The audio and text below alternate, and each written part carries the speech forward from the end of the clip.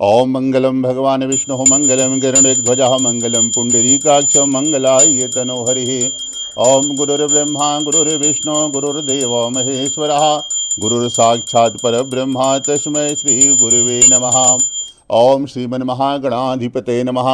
ओम लक्ष्मी नारायणाभ्यां नमः। ओम उमामहेश्वराभ्यां नमः। ओम वाणीहिरण्यगर्भाभ्यां नमः। ओम शचीपुरंत्राभ्यां नमः। ओम माता पिता चरण कमलेभ्यो नमः। ओम इष्ट देवताभ्यो नमः। ओम कुल देवताभ्यो नमः। ओम स्थान देवताभ्यो नमः। ओम एतत् कर्म प्रधान श्री सत्यनारायण देवताभ्यो नमो नमः। ओम कृष्णाय वासुदेवाय हरे परमात्मने प्रणतः क्लेशनाशाय गोविंदाय नमो नमः। वासुनां वासुदेवस्य वासुनां भुवनत्रयं सर्वभूतनिवासिनां श्री वासुदेवा नमोस्तुते। नमस्ते कमलनाभाय नमस्ते जलसाहिने नमस्ते केशवानंद श्री वासुदेवा नमोस्तुते। तो आइए हम लोग भगवान की कथा में प्रवेश करें। उसके पहले मन और वाणी को पवित्र करने के लिए भगवान के नाम का आश्रय लेते हैं, फिर हम लोग कथा सुनेंगे। तो चलिए सब लोग पहले भगवान का नाम लीजिए। ओम श्रीमन्नारायण नारायण नारायण भजमन नारायण नारायण नारायण राम नारायण नारायण नारायण कृष्ण नारायण नारायण नारायण गोविंद नारायण नारायण नारायण विष्णु नारायण नारायण नारायण भजमन नारायण नारायण नारायण। अथ प्रथमोध्याय। कहते हैं कि एक समय की बात है, नैमिषारण्य तीर्थ स्थान पर सौनक आदि ऋषियों ने 88,000 ऋषियों ने श्री सूर्य भगवान से प्रश्न किया कि हे प्रभु, इसे कलयुग में वेद विद्या सहित मनुष्यों को भगवान की भक्ति कैसे मिलेगी और मनुष्यों का उद्धार कैसे होगा।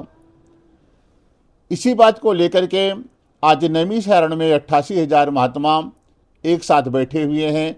बैठ करके चर्चा कर रहे हैं कि सतयुग द्वापर त्रेता में जितने भी मनुष्य होते थे, बेटा बहू जो भी होते थे, सब आज्ञाकारी होते थे।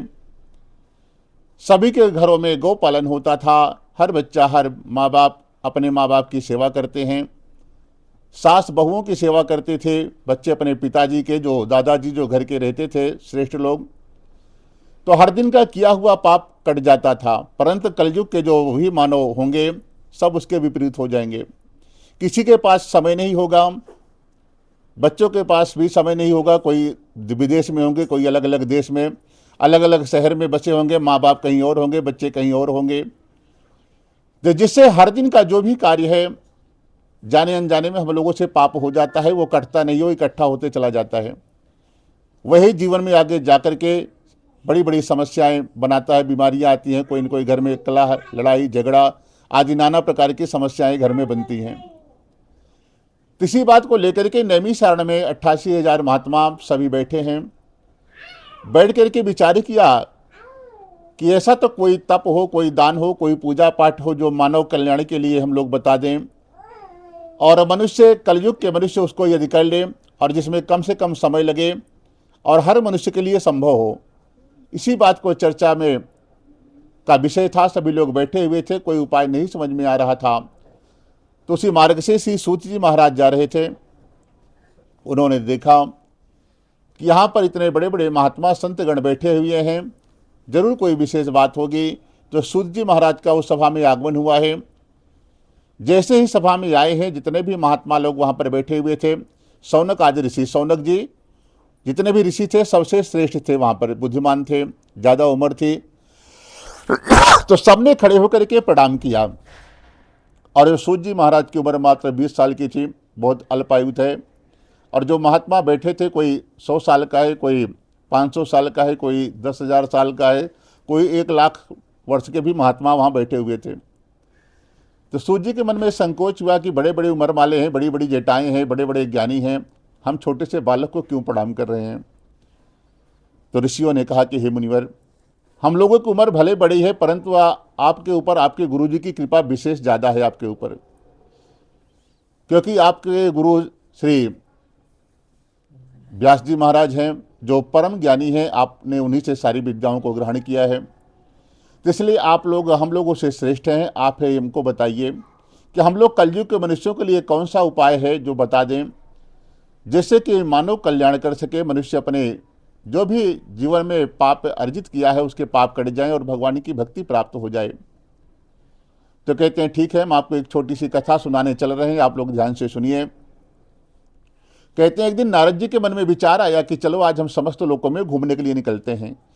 तो नारद जी सभी देवलोक में गए और वहाँ पर सब बढ़िया सुख शांति से रह रहा था, परंतु धरती पर आए तो सोचा कि धरती पर जितने भी मानव अलग अलग घरों में जन्म लिए हुए हैं उनका भी हाल चाल पूछते हैं।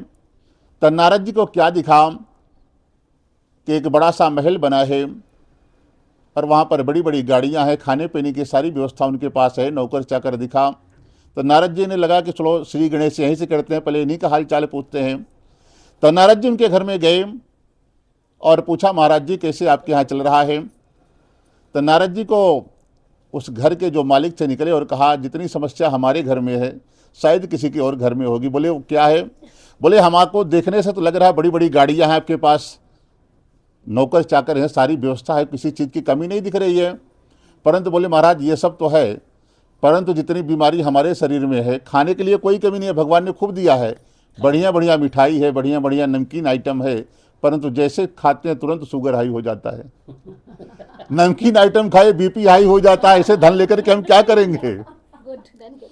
तो समस्याओं का भंडार हमारे पास है। आपको देखने में लग रहा है कि हम सुखी हैं, परंतु जितना दुखी हम हैं उतना शायद संसार में कोई होगा। तो नारद जी को लगता है कि ये सब ऊपर से ही सुखी दिख रहा है, ये सब सुख किस काम का, जो अपने मन का खा नहीं सकते हैं, वो कुछ कहीं जा नहीं सकते हैं, डॉक्टर जो दवाई बोले सुबह इतना खाना शाम को इतना खाना। फिर नारद जी को लगा कि लगता है ये और ज़्यादा दुखी हैं। फिर नारद जी थोड़ा और आगे बढ़े तो एक महात्मा जी का आश्रम दिखाई पड़ा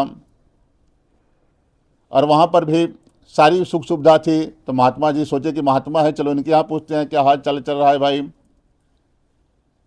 तो जो बगल में कुछ साधु संत नारद जी के साथ चल रहे थे पूछे पहले महात्मा जी का नाम बताओ क्या है।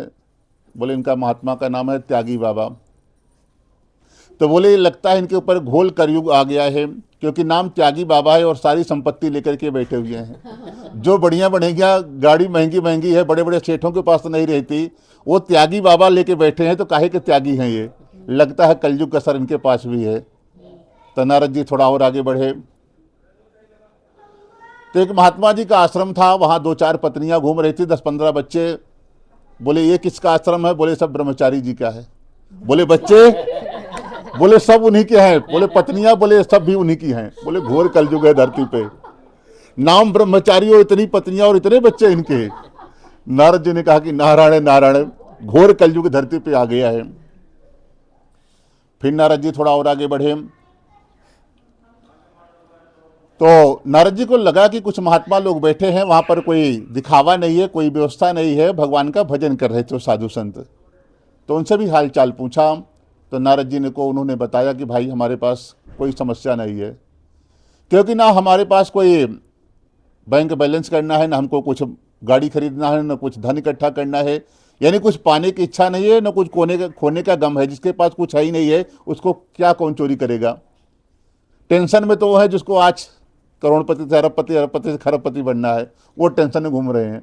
जिनको कोई चिंता ही नहीं है तो उनको कोई टेंशन नहीं है। बोले कि हम लोग भगवान का भजन करते हैं, उनकी मर्जी है, शाम तक 1 रोटी दे देंगे, नहीं तो उन्हीं के भरोसे हम लोग रहते हैं और भगवान हर दिन कुछ न कुछ व्यवस्था हमारे लिए करते रहते हैं, इसलिए हमारे जीवन में कोई समस्या नहीं है। तो नारद जी ने कहा कोई तन दुखी, कोई मन दुखी, कोई धनबिंद राहत उदास, थोड़े थोड़े सब दुखी, सुखी राम कर दास। जो भगवान का सही सही हो गया है, माया मोह का त्याग कर दिया, वही संसार में सुखी है। और जो हमेशा लगा है कि आज ये यहाँ तक पहुँचे, कल और बड़े, परसों और बड़े, यानी जिसका 2 BHK उसका 4 BHK में दिमाग लगाया, 4 BHK वाला 5 में लगा हुआ है, जिसके पास 2 व्हीलर है वो 4 व्हीलर में लगा हुआ है, 4 व्हीलर वाला सोच रहा है कि बड़ी बड़ी और गाड़ी आए, वही संसार में दुखी है। यानी जितना पर्याप्त है वही पर्याप्त है, जो उसको मान लिया है वही सुखी है, बाकी पूरा संसार में सब दुखी है। फिर भी नारद जी को लगा कि कोई बात नहीं, जितने भी संसार में गृहस्थ लोग हैं बच्चे ही हैं, कोई बात नहीं है कि दुखी रहेंगे तो हमको अच्छा नहीं लगेगा, चलो भगवान के पास चलते हैं, वही कोई न कोई मार्गदर्शन करेंगे कि कुछ ना कुछ उपाय बताएंगे कि ये लोग भी सुखी हो जाएं। नारद जी आज भगवान के धाम वैकुंठ गए और वहाँ जाकर के देखा है कि भगवान श्री हरिनाथ नारायण वहाँ पर विराजमान हैं, जिनके हाथ में शंख चक्र गदा और पद्म है और भगवान वरमाला पहने हुए बैठे हुए थे। भगवान को देखा, नारद जी ने जाकर के प्रणाम किया, कहा कि हे भगवान, आपका ना आदि है न अंत है, जिसके कारण प्रभु आप सभी भक्तों के दुखों को दूर करने वाले हो, ऐसे भगवान को हमारा नमस्कार हो। जब नारद जी ने लंबी दंडोत भगवान को की तो भगवान ने कहा कि नारद जी, लगता है कुछ विशेष बात है आज, क्योंकि आज आप लंबा दंडोत कर रहे हैं, विशेष भूमिका बना रहे हैं, कैसे आपका आगमन हुआ हमारे पास। तो नारद जी ने कहा, मत पूछिए प्रभु, धरती पे ऐसे ऐसे मनुष्य हम देख के आए हैं, घोर कलयुग है वहाँ पर, आपको हम बता नहीं सकते हैं। परंतु प्रभु संसार में सारा संसार जितना भी मनुष्य है, चाहे पैसे वाला हो चाहे बिना पैसे वाला हो, सब का सब दुखी है। कोई धरती पे एक भी मनुष्य सुखी मिला ही नहीं हमको। कोई तन दुखी, कोई शरीर में बीमारी से कोई परेशान हो रहा है, कोई मन दुखी, कोई घर में क्लेश है, कुछ है उसमें टेंशन में घूम रहा है। 10 मतलब सन, अरे 10 मतलब 10, सन मतलब सूरज। एक सूरज की गर्मी कितनी होती है और जिसके दिमाग में 10 सूरज जल जाए उसका दिमाग क्या होगा। तो बोले सब टेंशन में घूम रहे हैं। और टेंशन जिसको हो जाता है, कभी देखिए ऑफिस में आप रहते होंगे, जो अंग्रेजी बोलता होगा अंग्रेजी ही बोलता है जब तक टेंशन में है, तब वो नॉर्मल हिंदी बोलेगा अपनी जो भी लोकल भाषा है। जब उसका टेंशन कम होता है तब तक बड़बड़ाएगा अंग्रेजी, जब तक उसको टेंशन रहेगा। जब गुस्सा शांत होता है तो वो अपनी भाषा में आता है, अपनी लोकल भाषा वो बात करता है। तो टेंशन इतना खतरनाक चीज़ है। तो नारद जी ने कहा, प्रभु थोड़ी यदि आप हमारे ऊपर कृपा रखते हैं तो बतलाइए, को मनुष्य कैसे सुखी हो जाए, कोई तो उपाय होगा, कोई रास्ता होगा।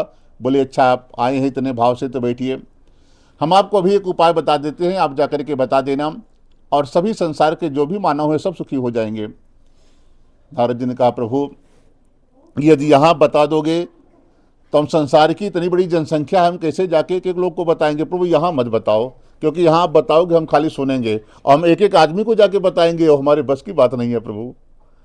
और ना ही इंटरनेट का खोज हुआ था कि भगवान के सामने नारद जी ले जाके माइक लगा दे, वहीं से लाइव करिए, आप सारा संसार सुने। चल रहा है लाइव। तो नारद जी ने बताया, प्रभु अब तो इस समय एक ही व्यवस्था है कि जहाँ ज़्यादा से ज़्यादा लोग रहते हों और वहीं पर आप चलिए और वहीं पर चल करके आप उस उपाय को बताइए और सब लोग सुन ले, इसका प्रचार प्रसार पूरे विश्व में हो जाए। और जिसके यहाँ भी जहाँ पर यह उपाय हो जाएगा उसके घर में हमेशा हमेशा के लिए शांति आ जाएगी, लक्ष्मी नारायण की कृपा उसके परिवार पे बनी रहेगी। तो बोले पता कौन लगाएगा। तब तक भगवान का सुदर्शन चक्र कहता, प्रभु हम बहुत तेज गति है हमारी, आप खाली हमको आदेश दे दो और पूरी धरती पर भ्रमण करते हैं, जो सबसे बढ़िया पवित्र स्थान होगा जहाँ ज़्यादा से ज़्यादा लोग रहते हों, अभी हम आपको सूचित करते हैं, फिर आप लोग वहाँ पर पधारिए। सुदर्शन जी भगवान से आदेश लिए, आदेश लेकर के पूरी धरती पर भ्रमण किया और पहुँचते हैं कहाँ, नैमिषारण्य। नाम सुने हैं? लखनऊ के पास में सीतापुर एक जिला है, वहीं की एक घटना है। सुदर्शन जी पूरी धरती पर घूमे, कहीं उनको बढ़िया पवित्र स्थान नहीं मिला। जैसे ही नैमिषारण्य पहुँचते हैं वहाँ देखा कि भगवान का जो प्रथम अवतार है सनकादिक ऋषियों का, सनक, सनक नंदन, सनातन और सनत कुमार, जो श्राद्ध पक्ष में जल देते हैं तो सनकादिक ऋषियों को भी दिया जाता है। तो वहाँ पर देखा कि सनकादिक ऋषियों का बहुत बड़ा एक दिव्य आश्रम है। वहाँ पर हमेशा भगवान की कथा, धार्मिक चर्चा, पूजा हवन होता रहता है। वहाँ का वातावरण बड़ा शुद्ध था, चारों तरफ बढ़िया बढ़िया फूल लगे हुए थे, खुशबू आ रही थी। सुदर्शन जी को लगा भगवान यदि यहाँ आकर के बताएं तो एक तो इतना बड़ा आश्रम है कि यहाँ पर 88,000 महात्मा रहते हैं, साधारण जगह नहीं है वो, एक दो महात्मा तो ठीक है, 88,000 महात्मा जहाँ पर हमेशा निवास करते हों। और इसलिए निवास करते थे कि वहाँ भगवान का जो प्रथम अवतार है सनकादिक ऋषियों का था, बालक रूप में आए थे भगवान, 4 रूप लेकर के, और वहीं रहते थे। तो जो भी उस आश्रम में जाता था वहाँ पर भगवान के पास जाए तो न वहाँ किसी को भूख लगे न प्यास लगे, खाली भगवान का भजन करता था, भगवान को देख करके वापस गया नहीं। इतनी जनसंख्या हो गई, 88,000 महात्मा वहाँ रहने लगे। सुदर्शन जी थोड़ी देर विश्राम किए और आज भी जहाँ पर रुके हुए हैं एक छोटा सा तालाब है, उसको चक्र कुंड बोलते हैं। आप नेट में भी यहाँ से कथा के बाद उठेंगे तो मोबाइल में देख लेना, दर्शन हो जाएगा, नहीं मौका मिले तो नैमिषारण्य जाकर के आइए। उस चक्रकुंड की ये विशेषता है कि किसी के पास अगर शरीर में कोई चर्म रोग हुआ हो और डॉक्टर से थक गया हो, इलाज नहीं हो रहा हो, तो उसमें नहाने से मात्र से ठीक हो जाता है। आज भी वहाँ पर नहाने के लिए इंडिया से तो जाते हैं, विदेश से लोग आते हैं उस कुंड में नहाने के लिए, जहाँ पर वो चक्र रुका हुआ था और भगवान ने जाकर वहीं पर कथा की है, सुनाई है।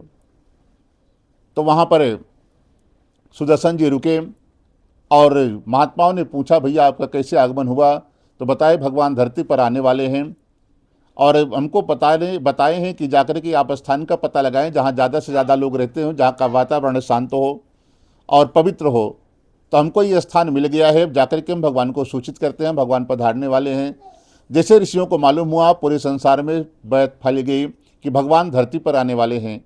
तो जो भी बड़े बड़े जटा वाले थे महात्मा लोग, गुफाओं में भगवान का ध्यान लगा रहे थे, कि भगवान के लिए तपस्या कर रहे थे, सब ने तपस्या छोड़ करके अपना अपना कमंडल लिया और भागे कि चलो जिनके लिए हम लोग यहाँ तपस्या करें, मालूम नहीं कितने साल कितने हजार वर्ष तपस्या करना पड़ेगा, और भगवान आज धरती पर आने वाले हैं तो हम कैसे वंचित हो जाएं।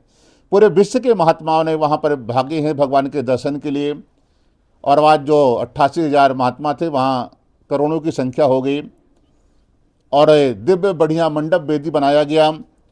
भगवान आज नारद जी के साथ जाकर के सूचित किया सुदर्शन जी ने कि प्रभु आप चलिए नैमिषारण्य, वहाँ बहुत ही बढ़िया स्थान है और सब महात्मा ही रहते हैं, वहाँ का वातावरण बड़ा पवित्र है। भगवान से सुदर्शन जी ने प्रार्थना किया, नारद जी ने प्रार्थना किया कि प्रभु आप चलें वहीं पर। तो भगवान के साथ आज नारद जी धरती लोक पर आए हैं, नैमिषारण्य जैसे पहुँचे हैं। 88,000 महात्मा इंतजार ही कर रहे थे, सब लोग खड़े होकर के भगवान को एक साथ प्रणाम किया। भगवान को बढ़िया एक सिंहासन लगाया गया, उस पर विराजमान कराया गया। भगवान का पूजन अर्चन हुआ, सबने चरण धोया और उसके बाद फिर भगवान का पूजन किया। तो जैसे आप कथा सुनने के लिए आप आगे बैठे, वैसे नारद जी सबसे आगे बैठ गए। बोले मेहनत हम किए हैं तो इस कथा का भी पुण्य हमको मिलना चाहिए। कि सबसे पहले कथा किसने सुनी है? तो सब लोग यही कहे कि नारद जी ने सुनी है इस कथा को। तो नारद जी बैठ गए, सनकादिक ऋषि बैठ गए, सभी महात्मा बैठे, भगवान सामने बैठे। तो कुछ उद्दंड संत भी अगल बगल बैठे थे। बोले देखो नारद जी, धरती का एक अलग नियम होता है कि यहाँ पर जो भी कोई भी अनुष्ठान करना होता है तो पत्नी का होना बहुत जरूरी होता है। अकेले कोई अनुष्ठान नहीं कर सकता है। यहाँ पर पत्नी कहाँ है? कैसे आप आगे बैठोगे? मुख्य जजमान आप बन ही नहीं सकते हो, बनना है तो पत्नी लाइए। अब नारद जी के मन में टेंशन बढ़ा। बोले महात्माओं कृपा करिए, एक बार हम लगे हुए थे इसके जुगाड़ में कि पत्नी हो जाए हमारे पास भी, परंतु मनुष्य से बंदर बन गए थे। अब दोबारा ऐसी कृपा करो कि हम कोई अनुष्ठान इसको कर सकें। तो कुछ महात्माओं ने कहा कि भाई देखो, जो साधु संत हैं, जो बचपन से ही ब्रह्मचारी हैं, वो अलग अकेले कोई भी अनुष्ठान को कर सकते हैं। तब नारद जी को परमिशन मिला, नारद जी आगे बैठे, भगवान सामने विराजमान हैं। तो नारद जी ने प्रश्न किया कि प्रभु सबसे पहले तो ये बताइए, जो आप बताने जा रहे हैं संसार वाले, इसको किस नाम से जानेंगे? तो भगवान ने कहा कि इसका नाम सत्यनारायण व्रत कथा होगा। भगवान से फिर नारद जी ने प्रश्न किया, प्रभु इसका नियम विधि क्या होगा? भगवान ने कहा कि इसके नाम में ही इसकी विधि लिखी हुई है, सत्यनारायण व्रत कथा। आप सुबह से शाम तक व्रत रखिए और शाम के समय अपने भाई बंधु मित्र और परिवारजनों को बुलाइए, बुला करके इस अनुष्ठान को करिए, तभी आपकी सत्यनारायण व्रत कथा होगी। यदि आप दिन में या दोपहर में सुन लेते हैं तो आपकी सत्यनारायण कथा हो जाएगी, व्रत को आप बीच में हटा देंगे, पूरा दिन व्रत नहीं कर रहे हैं आप। तो फिर नारद जी से फिर पूछा कि और क्या नियम विधि है और इसमें पूजन सामग्री क्या लगती है? तो भगवान ने कहा कि इसमें पके केले के फल, शक्कर, घी, दूध, दही, गेहूं का चूर्ण लीजिए, गेहूं के अभाव में साठी का चूर्ण लीजिए, और भक्षण योग्य पदार्थ जितने प्रकार का जजमानिन बनाना जानती हों उतने प्रकार का भगवान के लिए पदार्थ बढ़िया पकवान बनाएं, और हो सके संभव हो तो 56 प्रकार का भोग अगर बना लेते हैं तो बहुत बढ़िया है। और भगवान को कभी साल 2 साल 5 साल में लोग बुलाता है, एक बार कथा रखता है, और उस दिन भी आटे का चूरा नहीं खिला के भेज दोगे तो भगवान भी सोचेंगे गए हो। तो इसलिए भगवान कहते हैं जितने प्रकार का पकवान आप बनाना जानते हो उतने प्रकार का पकवान आप बनाइए, भगवान को जब आह्वान करिए तब भोग की थाली उनके सामने रखिए। और जब कथा हो जाए तो एक नियम होता है, सबसे पहले ब्राह्मण को भोजन कराया जाता है, बाकी जितने लोग को बुलाए रहें, भोजन की सब व्यवस्था हो तो सबको भोजन कराएं, नहीं तो सबको प्रसाद चढ़ामित दे दीजिए। सबको मिल जाए तो मुख्य जजमान को बाद में ही खाना चाहिए। जो सबको मिल जाए, नहीं कि व्रत है तो पहले उन्हीं को बैठा दिया जाए, वो भी नियम नहीं है। और एक नियम और होता है, जिस दिन मुख्य जजमान कथा सुनते हैं और कोई भी सुनता है, तो जब तक आप शयन नहीं करते हैं, सोते नहीं हैं, नींद नहीं आती है, तब तक भगवान के नाम को लेते रहना होता है। चाहे मन में ही सीताराम सीताराम करते रहिए या श्रीमन नारायण नारायण का भजन करिए दिन भर, और शाम को जब नींद आए तो जाके सो जाइए। यदि ऐसा नहीं कर पाओ, तभी तो यूट्यूब का ज़माना है, मोबाइल में या कहीं भी लगा दीजिए, कोई भजन चलती रहे, आप भगवान का ध्यान हमेशा बना रहे उस दिन। तो खाली इतना विधि करने मात्र से ही हमेशा हमेशा के लिए लक्ष्मी नारायण कृपा आपके ऊपर कर देंगे, आपके परिवार के ऊपर। खाली उस नियम को, विधि को आपको पार लगाना है। दिन भर की विधि क्या प्रक्रिया है, शाम तक व्रत रखना है, शाम को कथा सुनना है, कथा हो जाए तब भी भगवान के नाम को मन में लेते रहें जब तक आपको नींद ना आए। खाली इतना ही करना है। इतने में ही नारायण जब तक धरती पर रहोगे आपके रहने खाने की सारी व्यवस्था आपके लिए बनाते रहेंगे, और अंत में कभी नरक नहीं जाना है, बैकुंठ ही आपको मिलेगा। इस कथा की यह महिमा है। बोलो सत्यनारायण भगवान की जय। ओम श्रीमन्नारायण नारायण नारायण भज मन नारायण नारायण नारायण विष्णु नारायण नारायण नारायण गोविंद नारायण नारायण नारायण भक्ति नारायण नारायण नारायण मुक्ति नारायण नारायण नारायण हरि नारायण नारायण नारायण श्रीमन्नारायण नारायण नारायण राम नारायण नारायण नारायण कृष्ण नारायण नारायण नारायण बद्री नारायण नारायण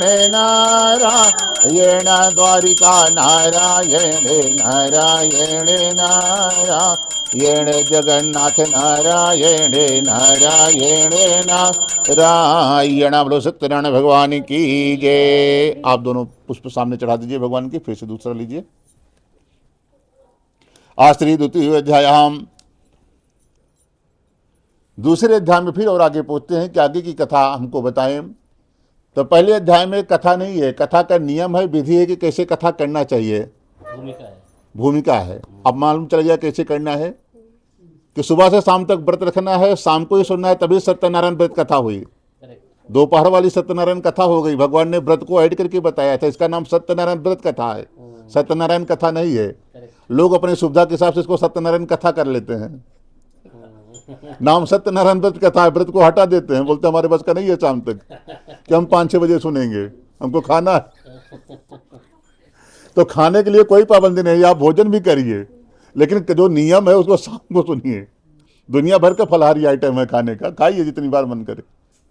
और अब दूसरे अध्याय में एक काशी के ब्राह्मण हैं जिनका नाम सतानंद है, उनकी घटना एक कथा है। कहते हैं काशी में एक सतानंद नाम का ब्राह्मण रहता है और बड़ा गरीब है। ब्राह्मण हमेशा गरीब ही मिले, किसी भी कथा में कहीं भी आप सुनेंगे कभी अमीर धनवान नहीं लिखा गया है। एक ही था, वो रावण था, बाकी सब गरीब ही मिले हैं। तो काशी का ब्राह्मण बड़ा गरीब है, नाम सतानंद है। प्रतिदिन वो अपने घर पर भगवान का पूजन पाठ करता है, उसके बाद मंदिर जाया करता, और मंदिर जाता तो भगवान का पूजन पाठ अर्चन करता और खाली भगवान का देखता रहता, दूर से बैठ करके, भगवान से कुछ मांगता नहीं था। और हम लोग क्या करते हैं, भगवान के मंदिर जाते हैं, कुछ ना कुछ मांग के ही आते हैं, प्रभु ये हमको चाहिए, आप हमको दो, तो कल हम आपको 1.25 किलो लड्डू चढ़ाएंगे, और नहीं दोगे तो नहीं चढ़ाएंगे। काफ़ी लोग तो अगर कुछ दुर्घटना उसके साथ हो जाए तो लोग नास्तिक हो जाता है, भगवान का पूजा ही करना छोड़ देता है कि भगवान तो हमारा भला ही नहीं कर रहे हैं। बाकी ये नहीं जानता कि हमने ऐसे कर्म किए, ऐसे कांड करके आए हैं कि उसको फल दूसरा कोई पड़ोसी थोड़ी भोगेगा। जो आपने किया है आपको ही भोगना है, आपके जीवन में ही वो घटना घटित होगी। और बचने का एक ही मार्ग है, भगवान की शरणागति। भगवान का नाम लेते रहेंगे, भगवान का जप करते रहेंगे, भगवान से जुड़े रहेंगे। समस्या तो आएगी, लेकिन जो बड़े रूप में आना है थोड़ा छोटे रूप में आकर के चली जाएगी। समस्या तो नहीं रुकेगी, जो आपने कर्म किया है उसको तो आपको ही भोगना है। तब कहते हैं कि वो ब्राह्मण देवता जाते मंदिर और भगवान का पूजन पाठ करते। भगवान को खाली देखने के लिए जाते थे कि आज हमारे प्रभु जी कौन सा ड्रेस पहने हैं, कौन सी माला पहने हैं, कितने सुंदर दिख रहे हैं। दूर से बैठ करके दर्शन करते, वापस चले जाते। एक दिन भगवान को बड़ी दया आई। किस ब्राह्मण के पास कोई व्यवस्था नहीं, न रहने के लिए घर है, न पहनने के लिए तन पे कपड़ा है, फटे पुराने कपड़े पहन के आता है, खाने की भी कोई व्यवस्था नहीं है, कुछ भी नहीं रहता। फिर कभी इन्होंने हमसे कभी शिकायत नहीं किया कि प्रभु हमको ये दे दो, खाने का दे दो, या कपड़े की व्यवस्था कर दो, या बच्चों को बढ़िया बढ़िया स्कूल जाए पढ़ने, कभी कुछ मांगते ही नहीं थे। भगवान को लगा हमको इस ब्राह्मण का भला करना चाहिए, क्योंकि यहाँ पर जितने भी लोग आते हैं कुछ न कुछ मांग के अर्जी लगा के ही जाते हैं। ये ब्राह्मण ये जो खुद हमको देखने के लिए आता है, बाकी और सारा संसार सब स्वार्थी है। तो भगवान ने स्वयं, जैसे ब्राह्मण देवता अपने पूजन दर्शन करके घर गए, भगवान ने भी भेष बदला और फिर धीरे से आज सतानंद के दरवाजे पर आ गए और मालूम हुआ कि आज कोई महात्मा हमारे घर पर आए हैं। सतानंद तुरंत बाहर आए, आकर के महात्मा को प्रणाम किया और सिंहासन पर उनको घर पे ले गए। अपने टूटी फूटी जो चारपाई थी उसी पर सिंहासन समझ करके कहा कि महात्मा आप विराजमान होइए। जलपान कराया जो भी उनके पास था। उसके बाद पूछते हैं कि महात्मा आपका कैसे आगमन हुआ। तो महात्मा तो स्वयं नारायण गए थे। उन्होंने कहा कि हे ब्राह्मण देवता, हम आपको देखते हैं प्रतिदिन आप धरती पर भ्रमण करते हैं, आप क्यों जाते हैं, धरती पर घूमते हैं? तो बोले हम भिक्षा मांगने के लिए जाते हैं।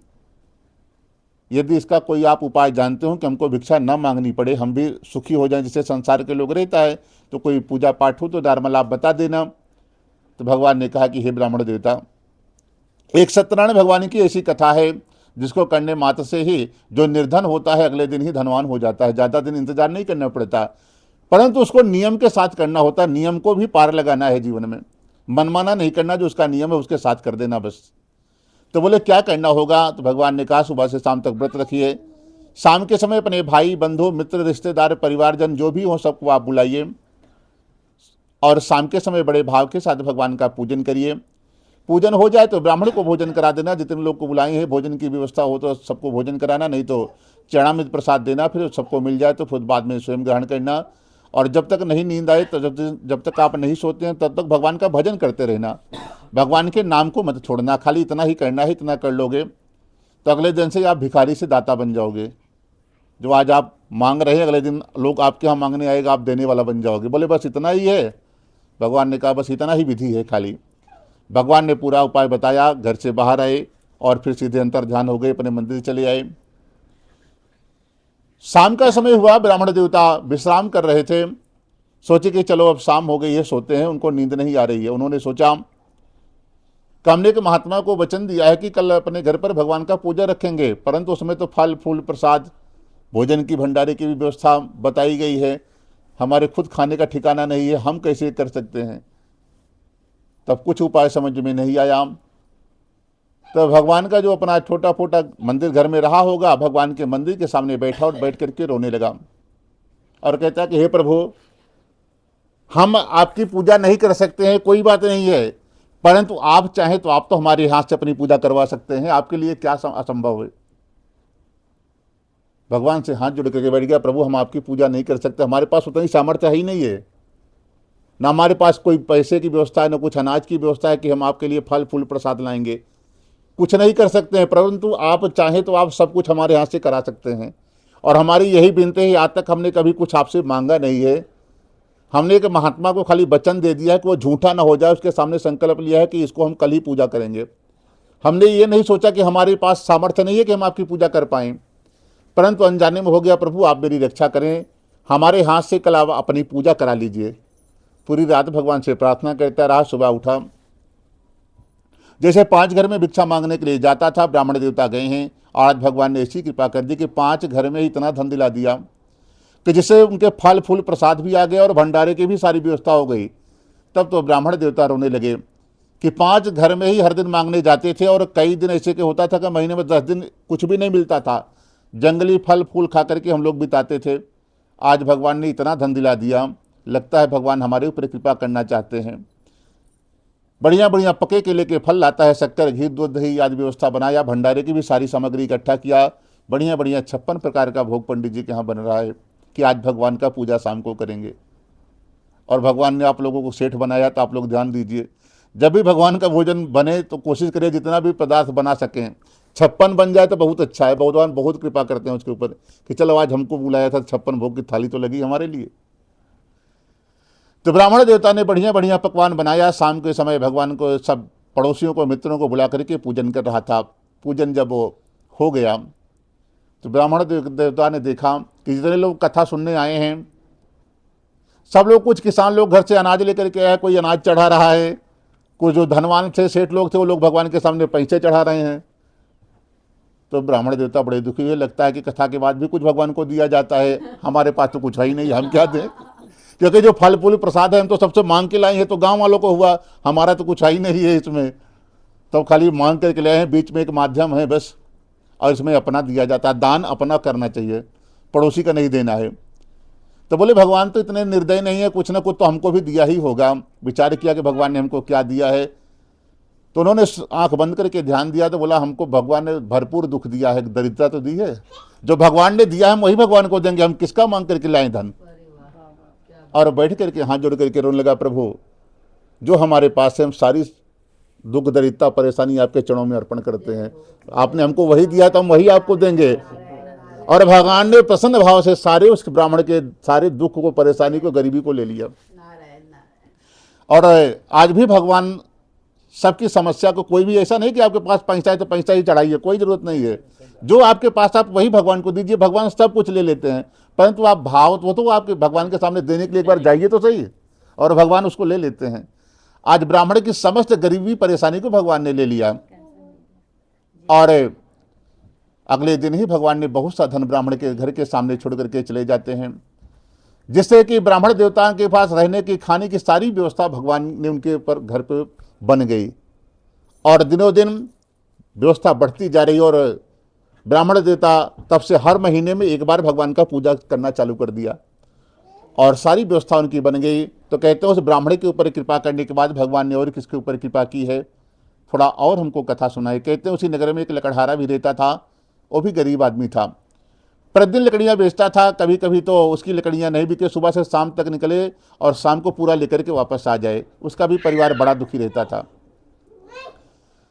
एक दिन की बात है कि ब्राह्मण देवता के यहाँ लकड़ी बेचते बेचते शाम हो गई, और लकड़हारे के पास कुछ पैसे नहीं था, उसको भूख लग गई बड़ी जोर से, और दुकानें तो बहुत हैं परंतु बिना पैसे के कोई आपको देने वाला नहीं है। तो देखे, परंतु सोचे कि अब क्या करें, कुछ पैसे तो है नहीं, फ्री में तो खिलाएगा नहीं। तो रास्ते में एक ब्राह्मण का घर दिखाई पड़ता है, तो वहाँ पर लकड़ियों को बाहर रखा। सोचा चलो मांग करके देखते हैं, कुछ भगवान की कृपा होगी तो हर इच्छा नारायण की जैसे उनकी मर्जी होगी, कुछ जलपान दिला देंगे, नहीं तो जैसे हर दिन होता है जल पी करके कहीं नल वल का कुआं के फिर आगे बढ़ जाएंगे, घर चले जाएंगे। और बड़ा दुखी था, लगता है आज भी हमारा परिवार बिना कुछ खाए ही सो जाएगा, क्योंकि काफ़ी गरीब लोग हैं कि सुबह से शाम तक जो दिहाड़ी करते हैं, शाम को उनको पैसे मिलता है तभी वो भोजन करते हैं। नहीं तो काफ़ी लोग आज भी यहाँ, कभी शाम को आप निकलिए कहीं देखिए, इतना चावल इतना आटा और थोड़ा सा सब्जी दाल लेकर के जाते हैं शाम को घर, हाथ में फावड़ा सब्बल लेकर के जाते हैं, और जो जितना उनका मालिक पैसा देता है, पेट भरे कि नहीं भरे कोई मतलब नहीं है। घर में 4 आदमी है कि 5 आदमी, जो उनके पास बैलेंस होता था वही लेकर के उतने का अनाज घर जाते हैं।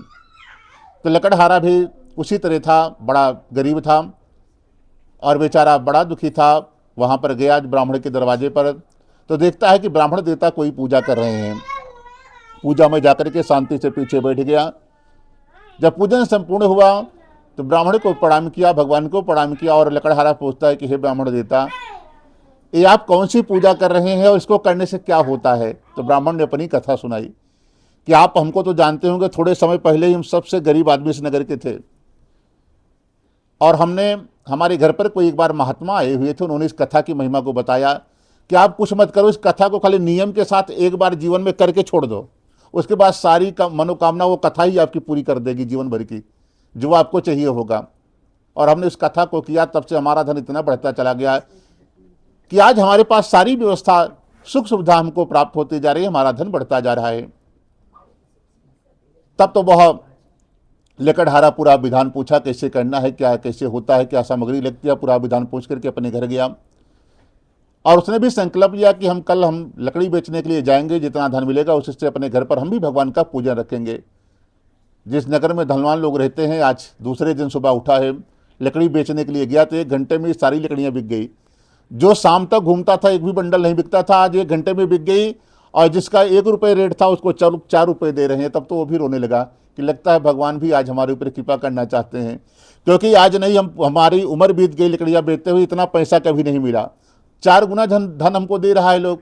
उसने भी बढ़िया बढ़िया भगवान के पूजन के लिए फल आदि व्यवस्था बनाया, और इसके बाद शाम के समय भगवान का पूजन पाठ किया, और उसने भी भगवान से प्रार्थना किया कि हे भगवान, जैसे आपने उस ब्राह्मणी के ऊपर कृपा की है, वैसे पास उसी तरह ही सेम समस्या हमारे जीवन में भी है। हमारे पास गरीबी के अलावा कुछ और नहीं है प्रभु। हम भी अपनी समस्त परेशानी को आपके चरणों में अर्पण करते हैं। भगवान ने उसे लकड़हारे के भी समस्त दुख परेशानी को ग्रहण किया है, और उसको भी बहुत सा धन आदि दिला करके सब प्रकार के दुखों से निवृत्त करके वो भी अंत में परम धाम को जाता है। बोलो श्री सत्यनारायण भगवान की जय। ओम श्रीमन्नारायण नारायण नारायण भजमन नारायण नारायण नारायण विष्णु नारायण नारायण नारायण भजमन नारायण नारायण नारायण भक्ति नारायण मुक्ति नारायण सत्य नारायण नारायण नारायण भजमन नारायण नारायण नारायण हरि नारायण नारायण नारायण। बोलो सत्यनारायण भगवान की जय। आज श्री तृतीयोध्याय। और अभी तो ऐसा समय आने वाला है, महात्माओं की अगर बात सत्य हो गई तो संसार में महा विनाश होने वाला है। काफ़ी एक भविष्यवाणी जगन्नाथपुरी के महात्मा ही किए हैं कि जो भी हम लोग 8 अरब से ऊपर जनसंख्या है विश्व की, उसमें से मात्र 64 करोड़ आदमी बचने वाले हैं 2032 तक। अभी 2-4 साल में जो है, जो इसमें बच गया वही समझ लो महाभाग्यशाली है।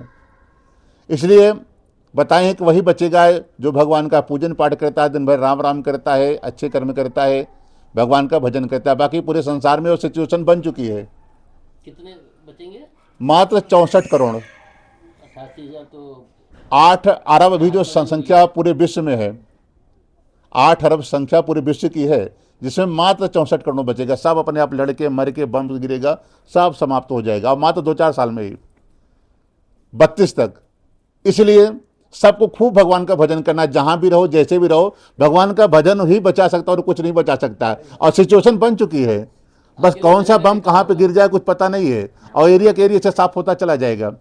और हर दिन हो रहा है, कई लाख आदमी हर दिन मर रहे हैं, स्टार्ट हो गया है वो। वही बता रहे हैं कि और खाली इसलिए हम लोग तो 10% हर जगह पूजा का मिलता है, उसका टेंशन नहीं है। कितना पूजा करेंगे 10% भगवान ने दिया है कि दशांश पुण्य मिल जाएगा हर कथा से। बाकी लोग के लिए बता रहे हैं, जो भी सुन रहे हैं यूट्यूब के माध्यम से, जहाँ भी हैं, सब लोग सावधान रहिए। कोई ना, तो चलिए भगवान का आगे कथा में ध्यान लगाइए।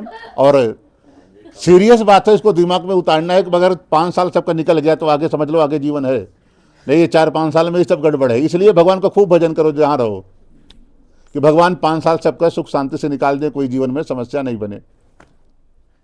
तो आइए, एक उल्कामुख नाम का राजा है, 3रे अध्याय में, बड़ा ही धर्मात्मा है। उसकी पत्नी भी कमल के समान मुख वाली सती और साध्वी हैं। एक बार राजा अपने पत्नी के साथ भद्रशिला नदी के किनारे भगवान का पूजन कर रहा था। उसी नगर में एक साधु नामक वैश्य रहता था। वो व्यापार से वापस घर के लिए जा रहा था। उसकी दृष्टि पड़ी कि हमारे नगर का राजा है और आज शाम के समय यहाँ पर कौन सा पूजा कर रहा है, चलो चल कर के हम भी देखते हैं। तो साधु बनिया ने नाव को किनारे ठहराया और जहाँ पूजन हो रही थी वहाँ पर आकर के पीछे शांति से बैठ गया। कभी कहीं कथा में जाएं तो जहाँ पर बड़े बड़े स्टेज होता है वहाँ पर आगे नहीं घुसना चाहिए, कैमरा में टीवी में हम ही दिखें। जहाँ जगह मिले पीछे बैठ जाना चाहिए, क्योंकि आपकी वजह से आपको कोई मुड़ करके देख लिया और उसकी कथा रुक गई, 1 सेकंड के लिए भी कथा में ध्यान हट गया तो जो बाद में आया उसी को पाप लगता है। इसलिए कथा में हमेशा आगे नहीं घुसे, जहाँ भी देरी से पहुँचते हैं तो पीछे शांति से बैठ जाएं कि बगल वाले को भी नहीं मालूम चले कि आप अभी अभी आ रहे हैं। तो सेठ जी आए, पीछे कथा में शांति से बैठ गए, कथा हो गई, प्रसाद लिया, फिर जाकर के भगवान को प्रणाम किया और राजा को प्रणाम किया और पूछा कि राजन, इतने भक्ति भाव सहित आज शाम के समय आप कौन सा पूजा कर रहे हैं और आप किस उद्देश्य से कर रहे हैं? तो राजा ने कहा कि भगवान ने हमें सब कुछ दिया है, परंतु संतान एक भी नहीं है हमारे घर में। उसी की मनोकामना के लिए आज हम लोग यहाँ पर पूजन कर रहे हैं, क्योंकि कल हम मंदिर गए थे तो वहाँ के पुजारी ने बताया है कि जिनके घर में संतान नहीं होती हैं, एक सत्यनारायण भगवान की ऐसी कथा, उसको करने से संतान भी हो जाती है, परंतु उसका एक नियम है कि उस कथा को किसी पवित्र नदी के किनारे या कोई नदी के संगम के किया जाता है, और नियम के साथ जो कर लेता है 1 साल के अंदर ही उसके घर पे संतान हो जाती है। उसी की कामना की पूर्ति के लिए आज हम लोग यहाँ पर भद्रशिला नदी के किनारे पूजन कर रहे हैं। सेठ जी को लगा कि लगता है हमारा भी परिवार आगे बढ़ चले, तो पूरा विधि पूछा कि भाई देखो समस्या सेम हमको भी है। सेठ बहुत बड़े हैं, सोने चांदी की फैक्ट्रियां हैं, कारोबार है, गोडाउन है, खूब माल भरा है, परंतु संतान एक भी नहीं है घर में, उसको खर्चा करने वाला कोई नहीं है। राजन हमको भी बता दो कि कैसे इसका नियम विधि क्या है, ताकि हमारा भी वंश आगे चल पड़े। राजा ने भी उनको भी बताया कि भैया आप भी सुबह से शाम तक व्रत रखो, शाम के समय आप नदी के किनारे या कोई संगम हो वहाँ जाकर के पूजा कर लीजिए। पूरा विधि पूछ करके अपने घर गया, अपनी पत्नी को बताया कि देवी एक ऐसी कथा है जिसको करने मात्र से ही जिसके यहाँ संतान नहीं होती है उसके यहाँ संतान हो जाती है परिवार में। सेठानी जी ने कहा भाई हमको भी कल कराइए। सेठ जी ने विचार किया कि राजा के पास बहुत धन है, वो तो भंडारे की भी बहुत बड़ी व्यवस्था कर रहा था, खूब फल मिठाई भी गंजी थी, टेंट हाउस भी बढ़िया VIP लगा था, क्योंकि वो राजा है, बहुत धन है उसके पास। धन तो इनके पास भी था, लेकिन विचार कर रहे हैं कि बहुत धन खर्चा होता है इसमें, बहुत पैसा लगता है पूजा कराने में, और हम बढ़िया आदमी है, बिना गारंटी के बिजनेस करते नहीं है, इसमें गारंटी कौन होगा कि हम पूजो करा लें, भंडारा भी करा दिए और संतान नहीं हुई तो क्या होगा?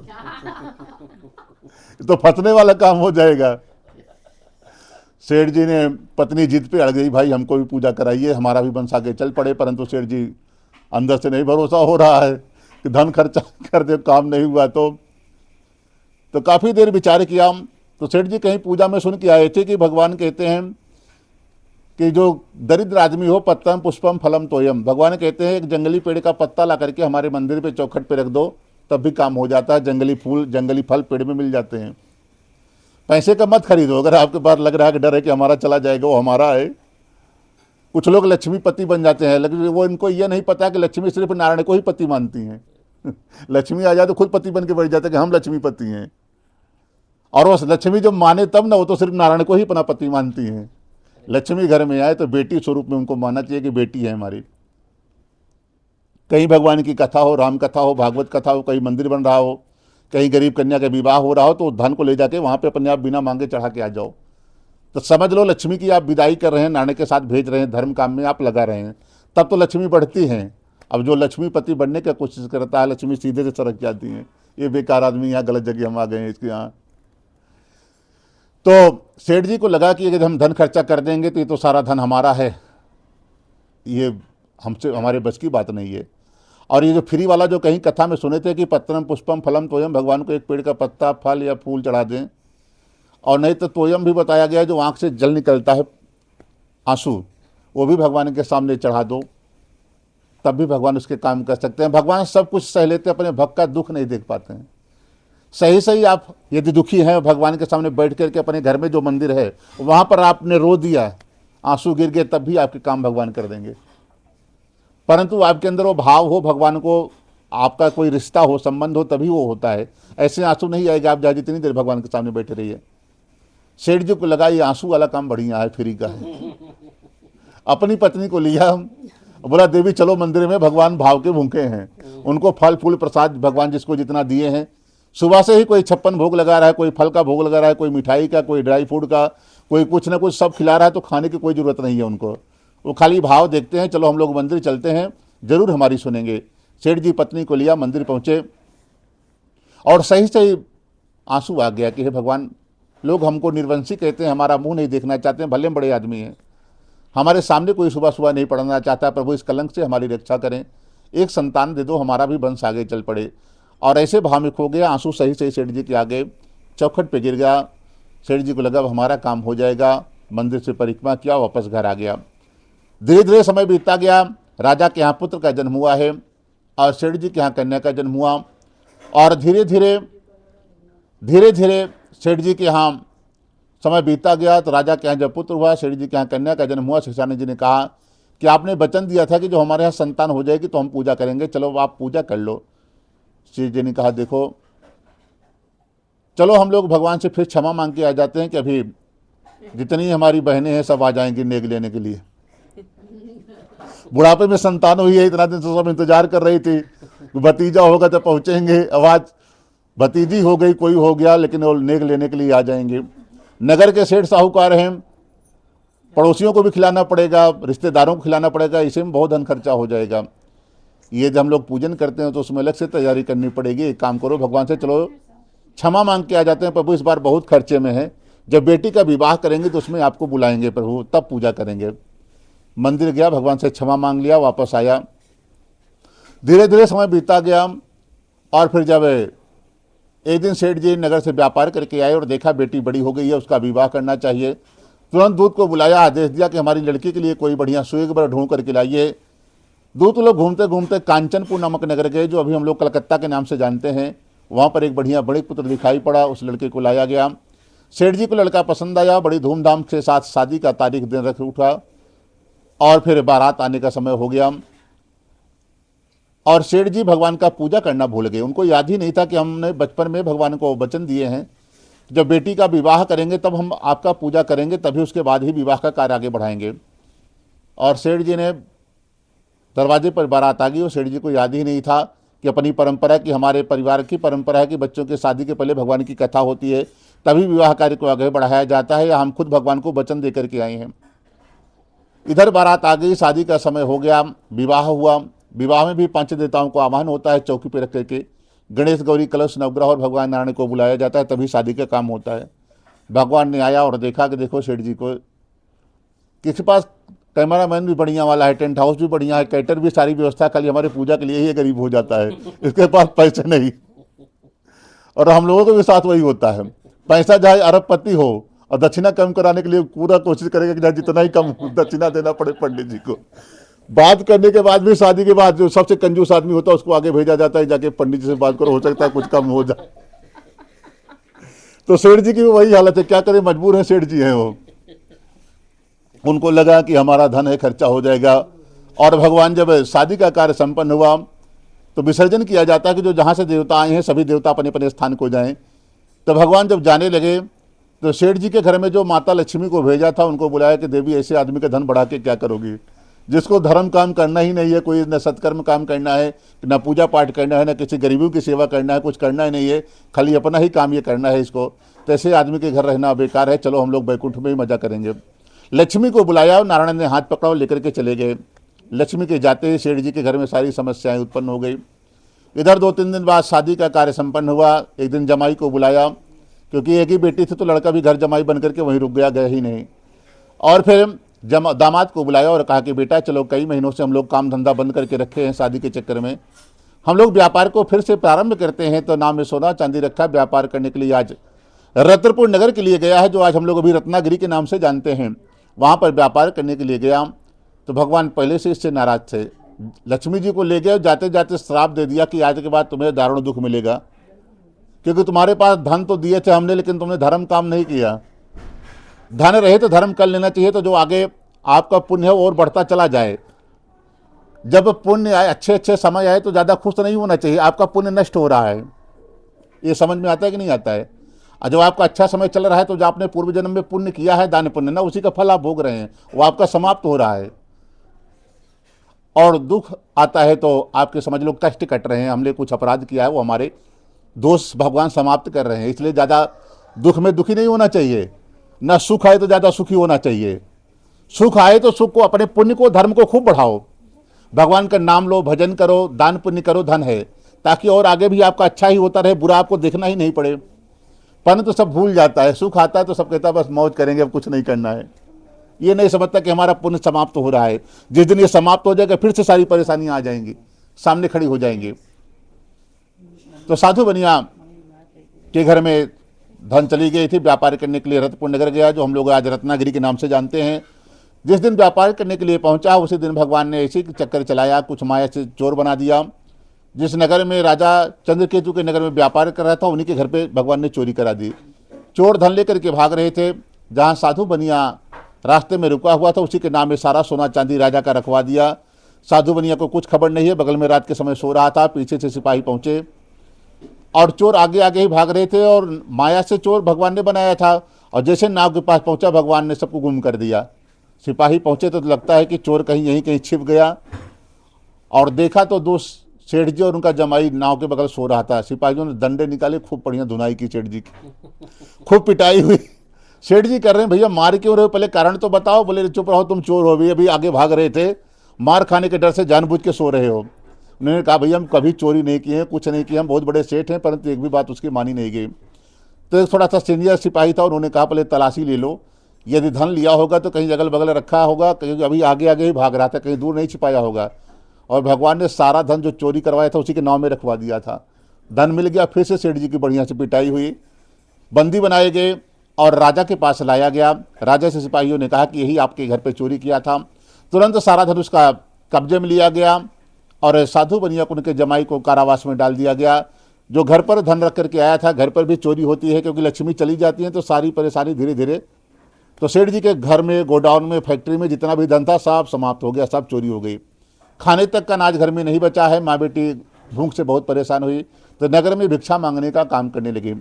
एक दिन हुआ कि माँ बेटी साथ में गई, माता थोड़ा जल्दी आ गई, बेटी थोड़ा देर में आ गई। तो माता बहुत जोर से नाराज़ हुई थी कि आज बेटी की पिटाई करेंगी, इतनी रात तक कहाँ रही, तेरे दिमाग में क्या चल रहा है। उन्होंने कहा माता एक ब्राह्मण के घर भिक्षा मांगने के लिए गई थी, वहाँ पर भगवान की कथा चल रही थी।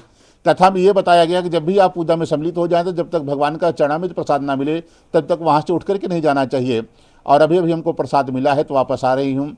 जब ये बात सुना तो उनको याद आ गया कि तुम्हारे पिताजी ने बचपन में ही भगवान की कथा का संकल्प लिया था और आज तक भगवान का पूजन नहीं किया, कहीं भगवान तो नहीं नाराज हो गए। चलो हम लोग दोनों लोग साथ में चलेंगे, जितना धन मिलेगा उसी से छोटे रूप में कल भगवान का पूजन घर पे रखते हैं। अगले दिन माँ बेटी गई हैं भगवान के पूजन का संकल्प लेकर के, जिसमें बहुत सा धन मिला, जिससे शाम के समय पूजन सामग्री को इकट्ठा किया और शाम को व्रत रखा, शाम के समय पूजन किया और भगवान से हाथ जोड़ करके कहती हैं कि हे भगवान, मुझसे या मेरे परिवार में यदि किसी से कोई आपका अपराध हो गया हो, हम लोगों से कोई अपराध बन गया हो, तो पूरे परिवार की तरफ से आज हम लोग क्षमा मांग रहे हैं। भगवान उस पूजा से संतुष्ट हो गए और आशीर्वाद दिया कि चलो आपके दुख दूर करेंगे। पूजन के बाद विसर्जन कराया गया। तो भगवान बैकुंठ ना जाकर के जहाँ साधु बनिया बंदी बनाया गया था, राजा चंद्रकेतु के यहाँ गए, सपने में उस राजा को दर्शन दिया और कहा कि हे राजन, दोनों वैश्य जो आपने बंदी बनाया है चोर नहीं है, व्यापारी हैं। चोर तो कोई और था, इनके नाम में रख दिया, आप इनको अनजाने में चोर समझ लिए हैं। इनका जितना धन है उसको वापस दे दो, उससे 2 गुना और धन देना होगा, क्योंकि लोग व्यापारी मंडल के हैं। अभी तक फ्री होते तो 2 गुना कर दिए होते इसको। अब तुम्हारी जिम्मेदारी है कि 2 गुना इनको धन देना है। नए नए कपड़े देकर के विदा कर दो। सपने में बता करके भगवान चले गए और कहा कि ऐसा नहीं किया तो अगले दिन पूरे राज्य को और आपके पुत्र को हम स्वयं नष्ट कर देंगे। राजा स्वप्न से जागा, सभा में गया, मंत्रियों को बताया। मंत्रियों ने कहा भगवान का वचन है, जैसे आपको आदेश दिए वैसे करो। तुरंत साधु बनिया को, उनके जमाई को जेल से छुड़ाया गया, सभा में लाया गया। दोनों ने आकर के राजा को प्रणाम किया। राजा कहता कि हे महान भावों, भावी वेश तुम्हें इतना दुख प्राप्त हुआ था, अभी से आपको कोई भय नहीं है। तुरंत उनको नए नए वस्त्र आभूषण पहनाए गए। जितना धन लिया था उससे दुगना धन दिया गया, आदर के साथ विदा कर दिया गया और दोनों वैसे अपने अपने नगर के लिए चलते हैं। बोलो सत्यनारायण भगवान की जय। ओम श्रीमन्नारायण नारायण नारायण भजमन नारायण नारायण नारायण राम नारायण नारायण नारायण कृष्ण नारायण नारायण नारायण गोविंद नारायण नारायण नारायण हरि नारायण नारायण नारायण विष्णु नारायण नारायण नारायण सत्य नारायण नारायण नारायण। सत्यनारायण भगवान की जय। आध चतुर्थोध्याय। उधर भगवान ने सेठ जी को जेल से छुड़ा दिया है, धन भी दिला दिया 2 गुना। सेठ जी को लगा चलो जेल में बंद थे परंतु व्यापार में कोई कमी नहीं आई, धन 2 गुना हो गया, तो चलो एक बार घर घूम करके आते हैं। सेठ जी नाव में सोना चांदी रख रहे थे, भगवान का पूजा पाठ करके यात्रा करने ही वाले थे। भगवान की इच्छा हुई कि चलो इसको परीक्षा लिया जाए कि हमने धन तो दिला दिया है, जेल से छुड़ा दिया है, अब इसके दिमाग में चल क्या रहा है। तो भगवान ने फटे पुराने कपड़े पहन लिए, एकदम बूढ़ा आदमी और पतला शरीर बना लिया कि लगता है कई दिनों से इनको भोजन नहीं मिला है। और सेठ जी के सामने प्रकट हो गए और जाकर के कहा, सेठ जी तुम्हारी नाव में क्या रखा हुआ है। और सेठ जी इतने जोर से डांटे भगवान को, अरे दरिद्र ब्राह्मण क्यों पूछता है, क्या धन लेना चाहता है, हमारी नाव में बेलपत्ता भरा हुआ है। भगवान ने दोनों हाथ उठा करके आशीर्वाद दे दिया, जो तो बोल रहा है तुरंत तुम्हारा वचन सही हो जाए। सेठ जी को बड़ी मुश्किल से जेल से छूटे थे, धन मिला तो सब बेलपत्ता हो गया, सेठ जी को खबर नहीं है। तब ब्राह्मण देवता ने कहा कि देखो हम साधारण ब्राह्मण नहीं, हम तुमको आशीर्वाद देने के लिए आए थे, तुम्हारी नाम में जो भी भरा होगा 10 गुना भर जाए। आपने बेलपत्ता बताया, मुड़ करके देख लो 10 गुना ऊपर तक भर गया है। सेठ जी ने मुड़ करके देखा, बेलपत्ता ही बेलपत्ता नाम में दिखाई पड़ रहा है। तुरंत मूर्छित होकर के धड़ाम से वहीं पर गिर पड़े। कई घंटों बाद होश आया तो जो साथ में उनका जमाई था, उन्होंने कहा कि देखो सचोज जी अब रोने से कुछ नहीं होगा। वो जो ब्राह्मण बैठा लगता कोई साधारण ब्राह्मण नहीं है, अब जाइए उसके पैर पकड़िए, क्षमा मांगिए, नहीं तो पूरा जीवन अब फिर बेलपत्ता ही बेचोगे, अब सेठ जी बनने का सपना भूल जाइए। भगवान के पास सेठ जी उठे हैं, गए, त्राहिमाम करके भगवान के चरणों में लेट गया। जब चरणों की तरफ ध्यान दिया तो भगवान कभी भी भेष बदलते हैं तो पूरा शरीर बदल देते हैं, अपने चरण अपने ही रखते हैं। चरण को देखते ही पहचान गया साक्षात नारायण हैं। शंख चक्र आदि गदा सब कुछ उनके चरणों में चिन्ह बने हुए थे, और हाथ जोड़ करके रोने लगा कि हे भगवान, आपकी माया तो स्वयं ब्रह्मा नहीं जान पाए तो हम कैसे जान सकते हैं प्रभु, हम तो साधारण मनुष्य हैं, प्रभु मेरी रक्षा करिए, आज के बाद ऐसा कभी नहीं होगा। झूठ नहीं बोलेंगे, क्योंकि झूठ बोलना भी साधारण पाप नहीं है, महापाप में आता है। एक गौ हत्या के बराबर जो पाप लगता है वही झूठ बोलने का एक पाप लगता है, इसलिए झूठ नहीं बोलना चाहिए। सेठ जी ने बार बार क्षमा मांगी तो भगवान ने कहा कि ठीक है क्षमा कर देते हैं, परंतु आज के बाद झूठ मत बोलना। और कोई दीन दुखी गरीब ब्राह्मण या साधु संत तुम्हारे पास आ जाए तो कुछ देकर के मदद कर देना, कुछ नहीं देना तो कम से कम डांटना मारना तो मत उसको। जैसे अभी अगर हम थोड़ा दूर थे, पास में होते तो हो सकता मार भी देते आप हमको, तो दूर से ही पूछे थे, तब तो आपने इतने जोर से डांटा। तुरंत सेठ जी ने संकल्प लिया कि आज के बाद कोई साधु ब्राह्मण या गरीब दीन दुखी हमारे पास आएगा तो आज से खाली हाथ हमारे दरवाजे से नहीं जाएगा। और भगवान ने फिर क्षमा कर दिया, बेलपत्ता नष्ट हुआ, सोना चांदी मिल गया, फिर नाव में रखा, अपने धीरे से नगर पहुंच गए। नगर पहुंचे तो सोचे पहले नाव वाले को घर भेजा, संदेशा दे दो, फिर बाद में हम लोग चलते हैं। जाकर के सूचना दिया कि सेठ जी अपने नगर के पास आ गए हैं, घर पर आने वाले हैं। और आज भगवान की माया से भगवान के पत्नी सेठ जी को और बेटी फिर से पूजा कर रही थी, हे भगवान हमारा पति जमाई घर आ जावे, हम लोगों के अपराध को क्षमा करें। जैसे समाचार मिला, सेठ जी की पत्नी आधी पूजा से खड़ी होकर के चली गई कि बोली बाकी जो पूजा बचा है बेटा तू कर लेना, और तू भी जल्दी आ जाना, तुम्हारा भी पति आ गया। बेटे ने भी जल्दी जल्दी पूजन कर लिया और बिना प्रसाद लिए हुए ही वो भी अपने पति के दर्शन के लिए समुद्र के किनारे चली गई। और जब वहाँ पर गई तो क्या देखा, समुद्र में खूब जोर से लहर आई। सेठ जी उतरे थे और जो नाव चलाने वाला, और फिर नाव के साथ उनका जमाई भी समुद्र के अंदर चला गया। सेठ जी की बेटी को जैसे मालूम चला, जोर जोर से वहाँ पर रोने लगी। आज सेठ जी भी बड़े दुखी हुए कि हे भगवान, इतने दिनों बाद पूरा परिवार मिलने वाले थे और ये कौन सा हादसा हो गया कि हमारा धन फिर से नष्ट हो गया और हमारा जमाई भी जल के अंदर चला गया। तो सूर्य भगवान ऊपर दिखाई पड़े, सामने कोई दिखाई नहीं पड़ा, वहाँ तो नारायण थे, यहाँ कोई नहीं था। तो सूर्य भगवान भी साक्षात नारायण हैं, विष्णु जी हैं। जानते थे ये बात कि नहीं जानते थे? जो प्रत्यक्ष देवता को दर्शन करना है तो हर दिन भगवान प्रकट होते हैं हम लोगों को दर्शन देकर के आशीर्वाद देने के लिए। जो उनकी महिमा को जानता है हाथ जोड़ करके एक बार प्रणाम कर लेता है। भगवान प्रत्यक्ष, जैसे कृष्ण भगवान ने अर्जुन को विराट रूप दिखाया था, उसी तरह भगवान का विराट रूप है। आशीर्वाद कृपा करने के लिए वो हर दिन वो आते हैं। सेठ जी ने कहा प्रभु मेरी रक्षा करो, कौन सा अपराध हो गया है, हमारा मार्गदर्शन करिए। तो सूर्य भगवान ने कहा कि तुमसे कोई अपराध नहीं हुआ, तुम्हारी पत्नी और बेटी घर पर पूजन रखा था, इन लोगों ने पूजन तो कर लिया परंतु प्रसाद छोड़ करके यहाँ आ गई, प्रसाद का अपमान कर दिए हैं, इसीलिए तुम्हारा जमाई और ये सारा धन समुद्र में चला गया है। अभी एक काम करो, पूरा घर जाओ सब लोग, भगवान से क्षमा मांगो, प्रसाद चामृत खाओ और फिर वापस आओ, तभी तुरंत ही आपकी नाव भी मिल जाएगी, जमाई भी मिल जाएगा। भगवान की वाणी सुन करके पूरा परिवार घर गया, भगवान से क्षमा मांगी, प्रसाद खाया, वापस आते हैं तो भगवान ने फिर एक लहर आई, इसमें साधु बनिया का नाव और पूरा धन मिल गया।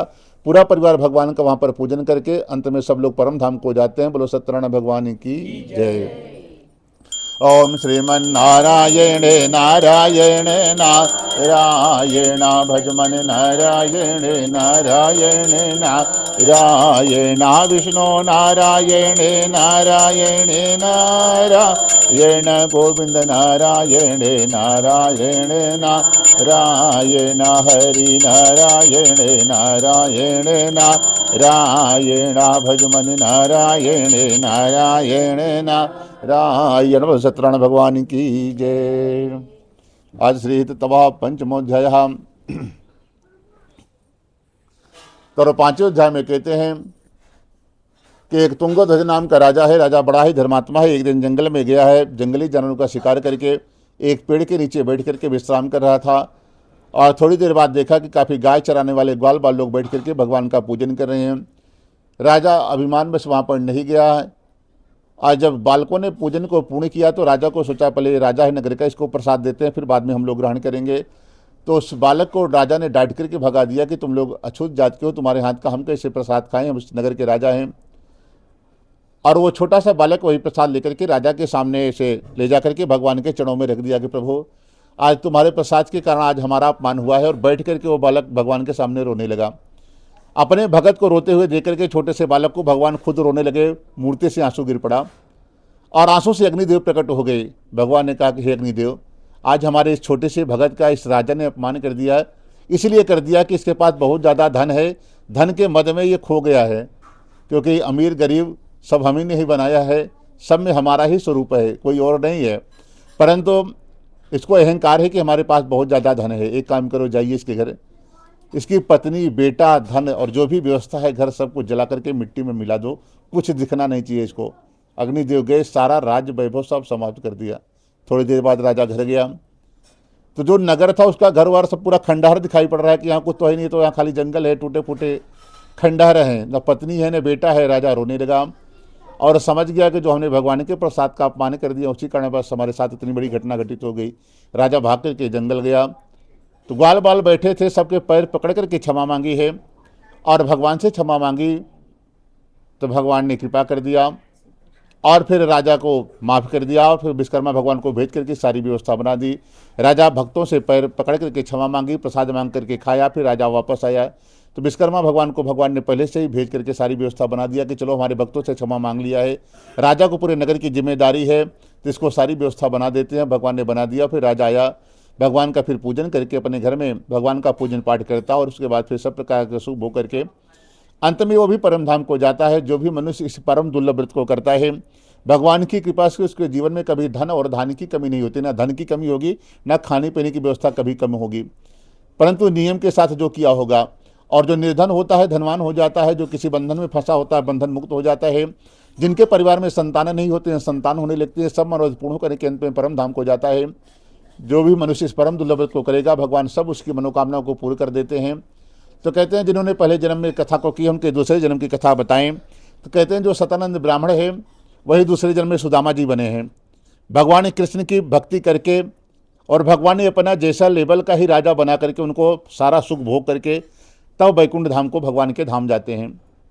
और कहते हैं जो उल्कामुख नाम का राजा था एक संतान पाने के लिए नदी के किनारे पूजन कर रहा था, वही दूसरे जन्म में राजा दशरथ हुए हैं। स्वयं भगवान जाकर के चार पुत्र का उनको सुख देख करके और भी रंगनाथ स्वामी का पूजा करके अंत में परम धाम को जाते हैं। कहते हैं जो लकड़हारा था वो कौन बना है, वे कहते हैं निषाद राज बने हैं। भगवान राम के चरणों को धुल करके वो भी अंत में परम धाम वैकुंठ को जाते हैं। और कहते हैं जो राजा प्रसाद का अपमान कर दिया वो कौन बना है, कहते हैं वही शंभु मनु होते हैं। अगले जन्म में बहुत से भक्तों को भगवान की भक्ति में लगा करके परम धाम को जाते हैं।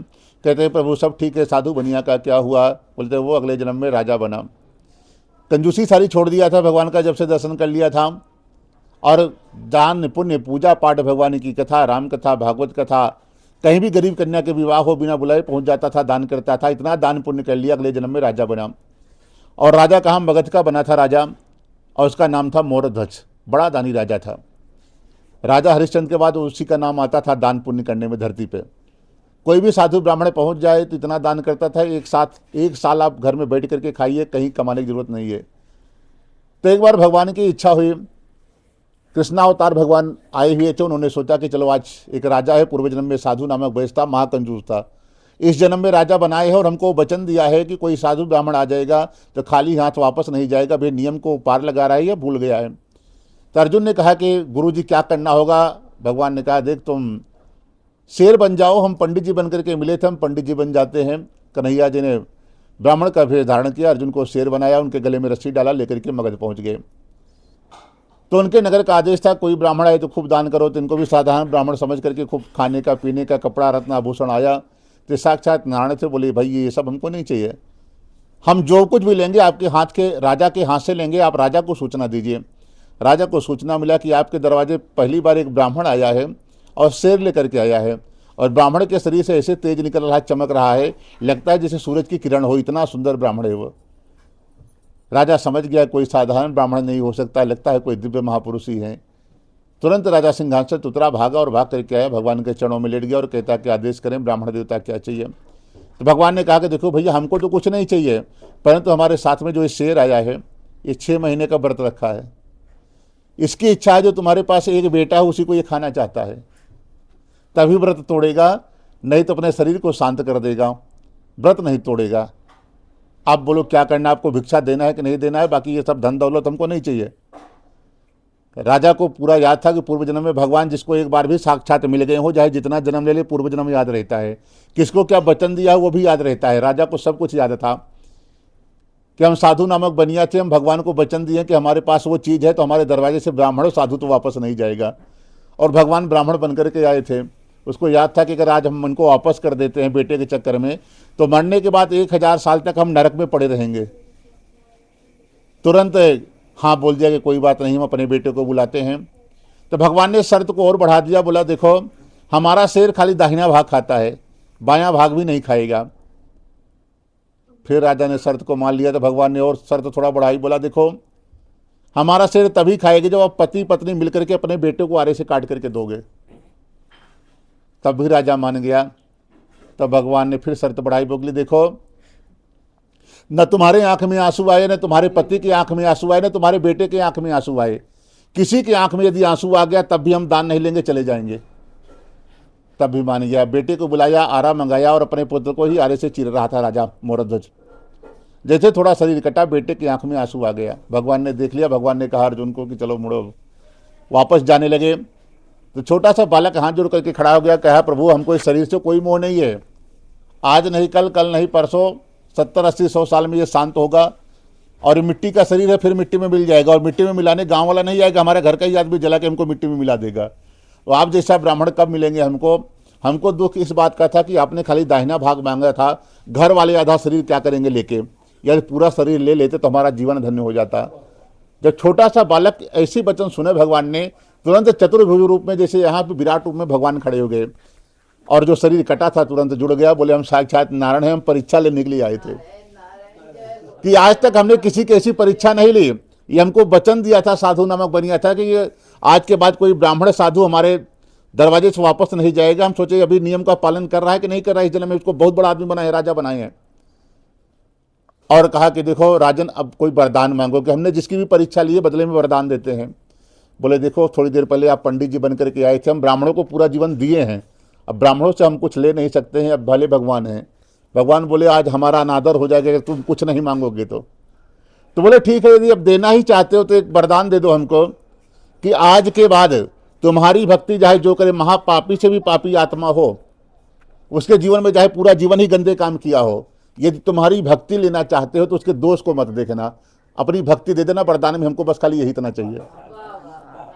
तो मोरध्वज ने ऐसे वरदान मांगा, आज के बाद ऐसा कोई भी मनुष्य नहीं है भगवान ने जिसकी परीक्षा लिया हो। भगवान परीक्षा लेना ही छोड़ दिया उसी दिन से। कोई भी आप खाली भाव से उनके साथ आप चले जाइए, उसके बिना दोष को देखे हुए भगवान अपनी भक्ति दे देते हैं। और भगवान ने कहा कि तूने आरे से परीक्षा दिया है तो इस क्षेत्र का ही नाम आरा रख देते हैं। बिहार का एक क्षेत्र उसी दिन से आरा बोल रहे हैं और आज तक आरा बोलते आ रहे हैं। बोलो सत्यनारायण भगवान की जय।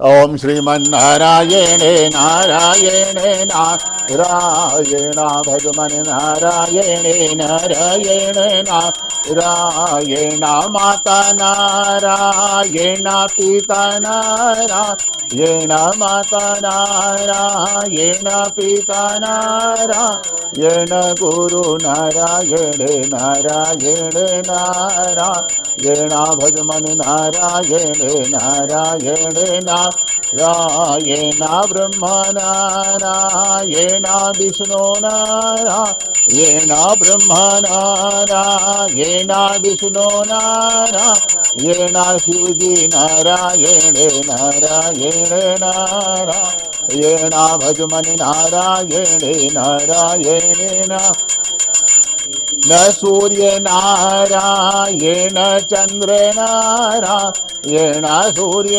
नारायण चंद्र नारायण येण तारे नारायण नारायण नारायण भजमनि नारायण नारायण नारायण या नारायण वा नारायण या नारायण वा नारायण जहाँ देखो वहाँ नारायण नारायण भजमनि नारायण नारायण नारायण मुझ में नारायण तुझ में नारायण मुझ में नारायण तुझ में नारायण सब में नारायण नारायण नारायण भजमनि नारायण नारायण नारायण। बोलो सत्यनारायण भगवान की जय,